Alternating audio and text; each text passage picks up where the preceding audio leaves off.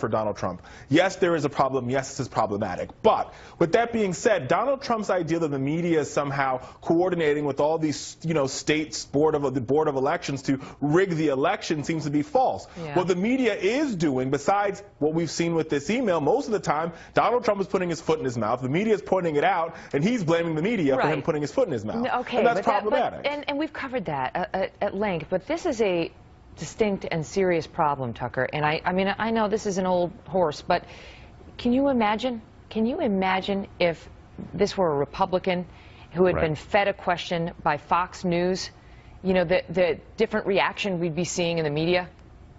Well, I was standing about 5 feet away from you when you did that interview with Donna Brazile, whom I like, by the way. I live here. I know her.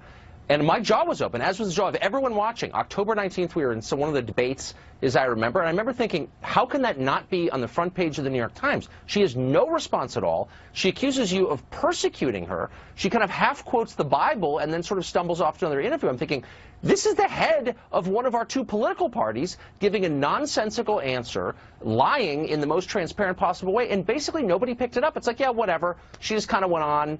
Do you know what I mean? Like, somebody should be saying, an extraordinary stop. moment. But Richard, can she stay as acting chairwoman of the Democratic National Committee? Oh, listen, I know Donna very well, just like Tucker. I know her personally. I know her for almost a decade. What I will say, I think it's very sad that the Russians have hacked these emails. But I do think, here's the thing. Donna is, and I think anybody on either side of the aisle can tell you. You talk to Karl Rove, he'll tell you the same thing. Donna is one of the best political operatives out there, and I'm happy that she's at the helm of our party going into what's going to be a very tough election. She's a lovely person. I mean, listen, this is my job, right? I get paid to call this stuff out, so I did.